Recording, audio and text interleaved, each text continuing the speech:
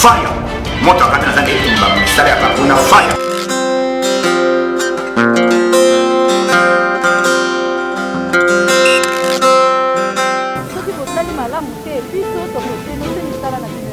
Yokasan population ekoyokasan yokasoma okosinforme fire. Moto wakati nazanga itumba mstari akakuna fire.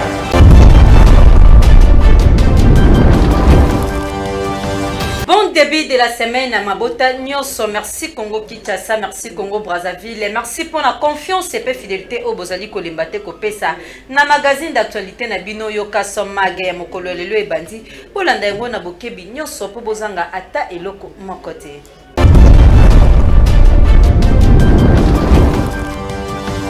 Tête entre chef de l'État et la République démocratique du Congo Félix Antoine Tshisekedi Tshilombo na homologue na ye président de la République du Congo Denis Sassou Nguesso ezala ki bongo na tina ya situation sécuritaire na partie est de la République démocratique du Congo. Bozoba détail. Président de la République démocratique du Congo Félix Antoine Tshisekedi Tshilombo a regagné Kinshasa na terme ya visite na ye de travail à 48 heures na Oyo na République du Congo. Pe séjour ya chef de l'État congolais na département ya Cuvette na République du Congo pe ezalaki sanctionné dimanche 5 juin 2022 na point de presse na salon d'honneur ya aéroport ya Olombo tenu conjointement par le président Denis Sassou Nguesso pe homologue na ye ya République démocratique du Congo Félix Antoine Tshisekedi Tshilombo. Pe ba échange na presse ya bamboka mibale yango nde e permetaki kolongola coin de voile pe na contenu ya tête à tête na bango mibale président de la République démocratique du Congo pe président de la République du Congo. Pe batalisaki ke baza très affecté pour la situation sécuritaire alarmante na partie est de la République démocratique du Congo na fond ya affrontement entre FRDC pe ba M23 soutenu par le Rwanda. Président de la République démocratique du Congo Félix Antoine Tshisekedi Tshilombo a rappelé ba effort ya peto pe ya kimia entrepris na région depuis assassination na ye na magistrature suprême. Chef de l'État congolais abakisaki il n'y a pas de doute Rwanda aza ko soutenir ba M23 pour na ko agresser République démocratique du Congo pe bakisaki lisusu résurgence ya mouvement armé de fait na 2013 avec confiscation ya arsenal militaire pe aza ko espérer Kigali akozonga na ba bon sentiment na ye pambate République démocratique du Congo eza avre ya pepe alingi et demeurer pe azali koluka na ba moyen nyonso kobala ye vingtaine d'années ya violence exaction pe ya guerre oyo parti est République démocratique du Congo ezali ko andire pe aza bongo déterminé ya kosilisa ngo pe kokotisa kimia elongo na force armée ya République démocratique du Congo to pe ba FRDC pambate population ya parti est République démocratique du Congo azali vraiment kotia motema na chef de l'État congolais Félix Antoine Tshisekedi Tshilombo elongo na mapinga ya mboka. Ah oui, ensemble nde tokobenga na mongona pe tokotinda ye mosika ya République démocratique du Congo tolobi na yoka somak oyo bokozala informé ti nasuka. Arrivé à Roi Belge et Zabongo confirmé pendant mon colo lobby mardi 7 juin 2022 à la République démocratique du Congo. Baditaï. Arrivé à Roi Belge na Kinshasa mokolo ya mardi 7 juin 2022 après visite na homologue na ye congolais président Denis Sassou Nguesso na Oyo président de la République démocratique du Congo Félix Antoine Tshisekedi Tshilombo azongaki na capitale ya Kinshasa na pokwa ya dimanche pona ko s'apprêter koyamba roi de Belge Philippe oyo ezali ko entamé mardi première visite officielle na ye na République démocratique du Congo pe roi belge esengeli asala tope a prononcé discours na Kinshasa mercredi puis vendredi face à étudiants université à Lubumbashi avant kende Bukavu pe eza dernière ligne droite ya ba préparatif ya rapatriement ya reste ya héros national Patrice Emery Lumumba na pays ya ban centre na ye après ba dernier réglage na ba autorité belge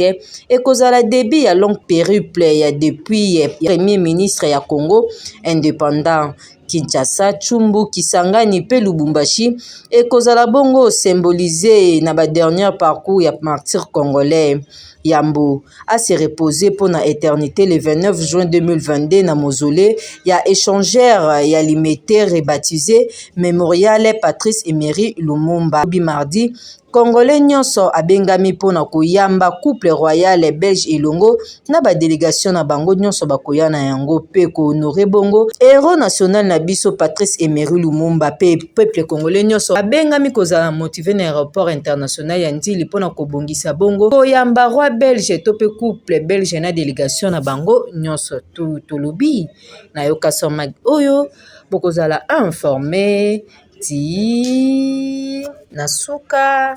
Assemblée nationale a voté bongo pour la 25e fois prorogation ya état de siège na partie est ya République démocratique du Congo na ba province mibale na Nord Kivu pe na Ituri.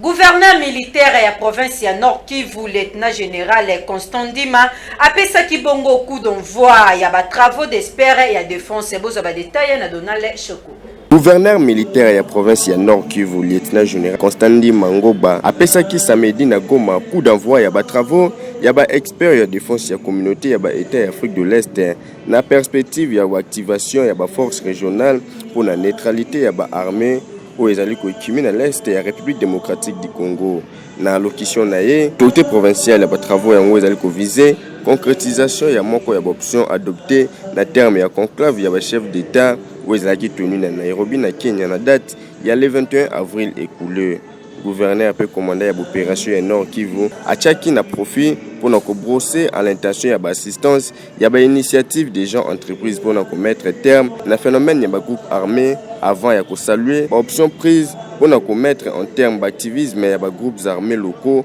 et étrangers à lésion faite na ba terroristes ya M23 ba ADF FDLR. Parmi les résolutions adoptées par le chef d'État réuni à Nairobi, il convenait la possibilité de mise en place de la force régionale en vie, de aider à contenir ce qui est nécessaire pour combattre la force négative, conformément à la charte de non l'agression de l'Union africaine. Et rappela que général Constant Ndima Ngoba, délégué à Kenya, lieutenant général Moïdi, pour naye na spar naye asalua ki teni ya basise oyo car pour naye ba assise yango ezali vraiment ko viser nécessité ya ko mutualiser ba force pour na ko neutraliser car soki yango est limité le coach RDC na risque ya ko se répondre na étendue mouvement ya Afrique bosimba ete réunion oya ba expert na Goma ezali bongo suivi na chef d'état-major généraux ya armée pe état membre ya communauté ya pays Afrique de l'Est pe ba délégué ya expert militaire ya Kenya ya Tanzanie, ya Burundi, tope ya Soudan na Rwanda, bazwa ki pa na basizi yango. Arrivé à roi belge à la République démocratique du Congo, secrétaire général et à parti Union pour la démocratie et le progrès social UDPS Namokuse, Augustin Kabouya a lancé bongo appel à mobilisation générale en aéroport ya Ndili mokolo ya lobby mardi 7 juin 2022 nangonga ya 10h pour na accueil chaleureux na couple royal ya Belge.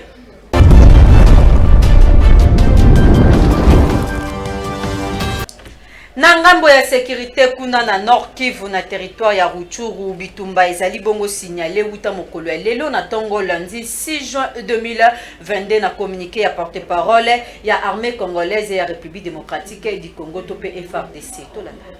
Situation sécuritaire na territoire ya Rutshuru na Nord Kivu komba tope bitumba ezongi lelo lundi 6 juin 2022 ba M23 pe balie na bango ba bandi ba coup de feu sur les positions des armées congolaises et M23 soutenues par le Rwanda na Ruyoyi Shanzu pe Rutshuru kolandisama na porte-parole ya FARDC lieutenant colonel Ndika Kaiko armée congolaise à répondre na provocation ya ba ennemi oyo ba lancer ba hostilité vers 5 heures du matin na ba position Mouati. Lieutenant colonel Ndika Kaiko affirmé que l'armée congolaise azali toujours comme maintenir position ya Mouati pe aza toujours concentré na ba effort na vers Ruyoyi pe Chuzu. Objectif ya mapinga ya République démocratique du Congo ezali ya ko déloger ba rebelle ndenge affirma ki porte-parole ya koyeba pe ko simba ba M23 ba attaqué après une semaine oyo elingi koloba ke FARDC aza déjà na contrôle ya nyonso pe aza na obligation ya ko récupérer ba zone nyonso occupé anarchiquement na ba groupe rebelle pe ko rétablir autorité ko assurer protection ya batu to pe ya population na ba bien na ye nyonso. M23 esengeli kotika mandoki sans condition pe ko rejoindre bongo programme ya mobilisation pamba te Rwanda négociaki pour la libération ya des soldats na ye oyo alobaki ki bazalaki enlevé kasi ba mapinga ya FARDC ba affirmaki kasi bakangaki batu wana mibale awa na ba territoire na biso ya République démocratique du Congo to pe na partie est ya République démocratique du Congo bazali parmi ba M23 oyo bazali kozangisa vraiment kimia na population pe après ba négociation esengelaki atika ko attaquer République démocratique du Congo pamba te mapinga ya République démocratique du Congo FARDC bazali na bango pre ya kolanda monguna esika nyonso akokende pona kokanga ye pe balobi bakobundisa na bango Rwanda te kasi bakolanda kaka monguna pona kosilisa guerre na partie est ya République démocratique du Congo. Ah oui, mapinga ya FARDC population ateli yo motema pe chef de l'état tata mokonzi Félix Antoine Tshisekedi Tshilombo azali kondima ke FARDC eloko ya makasi ya kotia kimia pe ya kosilisa bitumba elongo tolobi na yoka somak oyo bokozala informé ti nasuka. Rédaction ya yoka somag esali constat na likambo etali tracasserie ya ba PCR na nzela malgré interdiction ya vinette. Constat esalami bongo na Donald Chokoto landa. Direction générale ya recette ya Kinshasa déjà en sigle annoncaka na public na eke ba contrôle pour la vignette ezali suspendu jusqu'à nouvel ordre topé jusqu'à le 15 juin 2022. Kasi yakoka mo ezali na République démocratique du Congo ba PCR o to benga ka ba roulage bazali rencontrer ba chauffeur na ba recouvrement forcé. Malgré ça interdiction de GRK kasi phénomène yango ezali vraiment fréquent na moment oyo direction ya recette ya Kinshasa abandaki couvre-feu na ye pour na kolandela vignette ya exercice 2021-2022 kasi situation yango ezali ko perturber vraiment circulation pe yango ezali kozala à la cause ya ba embouteillage ebele tout le monde na République démocratique du Congo ndakisa ba roulage o bozali komona bazali vraiment kosala musala mabe pe bazali ko se mettre à casser na kati ya ville pe na ba artère ya Kinshasa pe tozali ko benga na DGRK pe ba autorité kinoise nyonso ba meka ko renforcer vigilance na bango na moment oyo pour na vraiment ko inquiéter bande ko na biso te ba ya transport ba sala musala malamu surtout que na moment oyo monde entier ezali ko la pénurie ya ba produits pétroliers oyo ezali lié na guerre ya Russie na Ukraine kasi soki ba acte ya bozali ka koba population congolaise ne ko souffrir pour transport ndenge ezali pasi na ba tracasserie oyo et ko simba te na yoka somak bokozala informé ti nasuka na ngambo ya sport tolobela bongo de fête ba léopard ya République démocratique du Congo face ya ba Panther ya Gabon par 1-0 na rencontre ya première journée ya éliminatoire CAN Côte d'Ivoire 2023. Donald Choko. Mauvais résultat pour en termes ya ba éliminatoire ya CAN Côte d'Ivoire 2023 pour na ba léopard ya République démocratique du Congo oyo ba perdaki na entrée na bango face ya ba Panther ya Gabon mokolo ya samedi 4 juin 2022 na stade de Martyr na score ya 1-0. Après bonne entame ya ba poulon ya Hector Cooper na 10 premières minutes avec au passage quelques ratés à l'instar ya Jackson Muleka, Ben Malango, topé lisusu frappe ya Samuel Mutusami oyo ezaki repoussé na gardien gabonais à bon nommé oyo enregistré qui belle performance tout au long du match pe a permettre qu'il na équipe ya ko garder cage inviolée. Après petite tempête na cage ya Gabon, ba Léopard ya RDC ba besa chirurgie pe ko concéder na ouverture na score na 23e minute de jeu 1-0 et avantage ya Gabon nde arbitre a ko siffler fin la première période. Au retour ya vestiaire, sélectionneur congolais a opéré qui double changement P à Kotisaki Meshek Elia na Edoka Mbe Oba remplacé qui respectivement Samuel Bastien P Jackson Muleka. Malgré ba entrée récit à Neskes Kebano P bonne impression ba Léopard Mobimba bazala qui contraint la première défaite na Bango pour la début ya éliminatoire avant deuxième journée mokolo mercredi prochain face à Crocodile et Nil ya Soudan.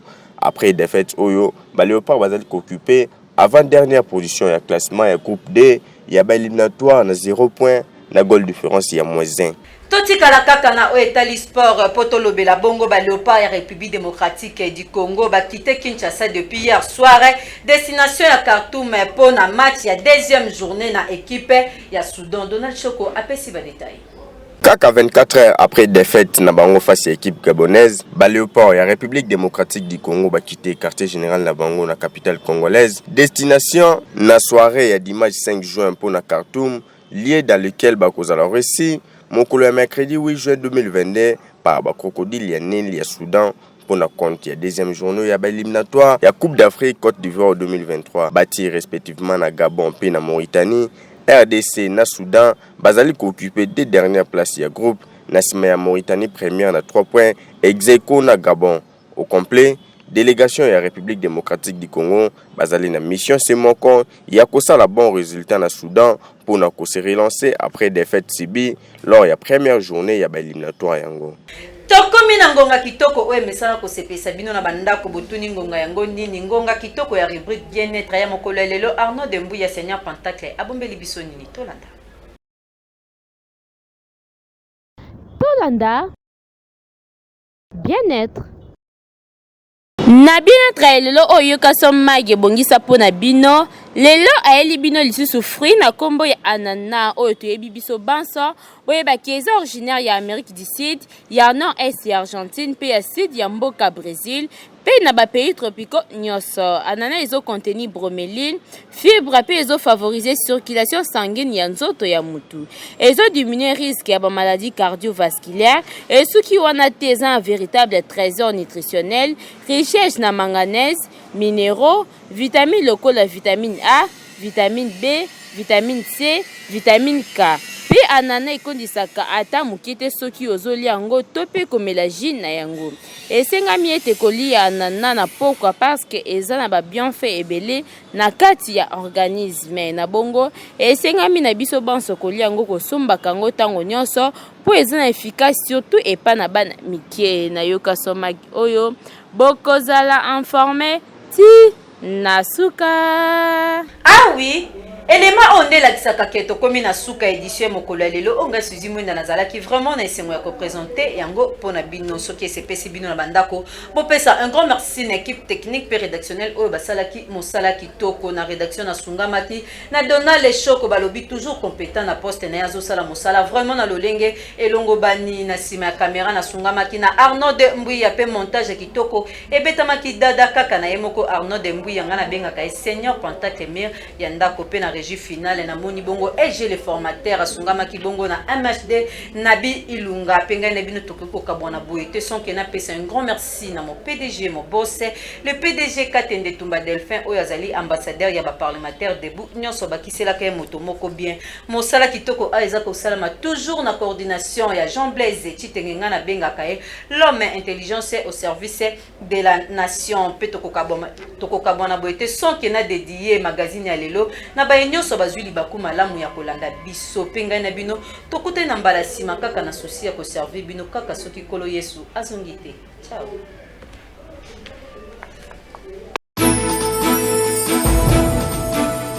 Fire moto akati na zange itumba misala ya bakuna fire.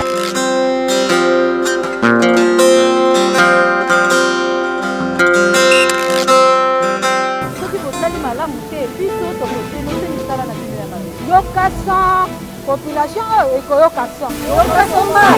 okotikombe fire moto akati na zange itumba misala ya bakuna fire.